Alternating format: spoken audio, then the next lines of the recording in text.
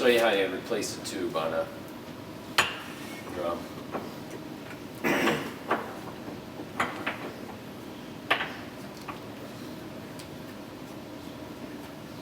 Put the tube on it, kind of stretch it out so you've got it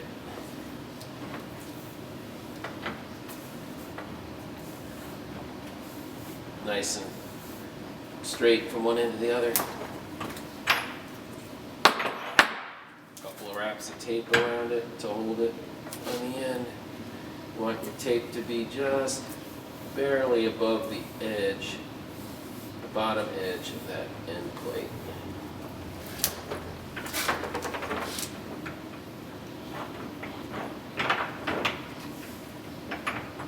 Snug it up a little bit after you've put the tape around there. Trim off the rubber ends.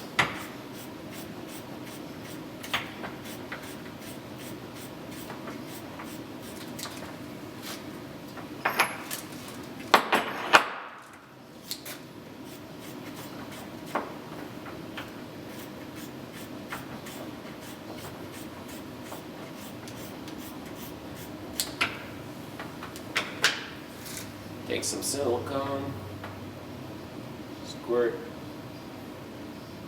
a little bit in each one of these screw holes. It's possible that there's a crack at the bottom of that would go through, and when you put your screw in there, the screw won't do anything to hold the air. It'll let a small amount of air leak up through there. Putting the silicone in there will close up any crack that might be down at the bottom. Grab your end plate. Put a little bit of soapy water on the end plate to help it slide down over this tape so it doesn't grip it, and push the rubber tube down into the middle part where you'd end up kind of slack here if you do that. You might end up pushing it so far down that it'll get off of the metal ring and leak.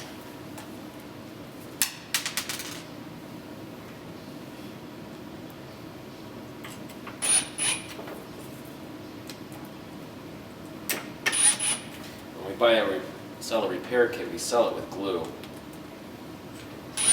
They would put underneath that tape, but I don't use it. Just the tape alone is fine.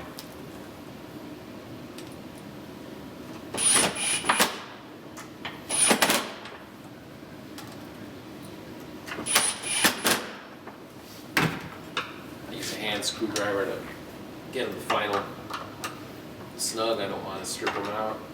Then impact driver.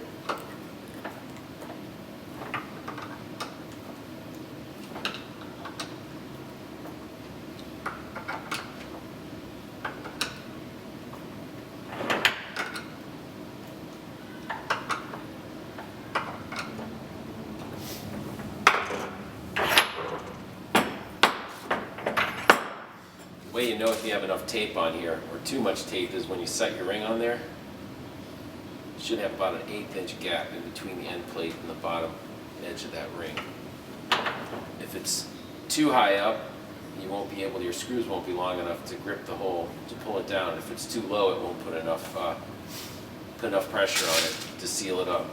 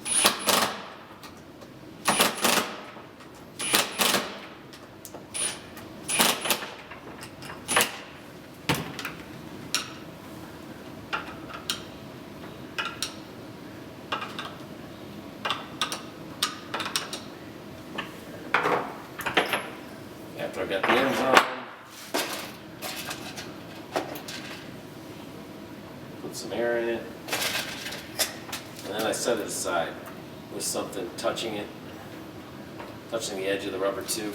And I come back like 12 hours later and see if it's still touching that. If it has,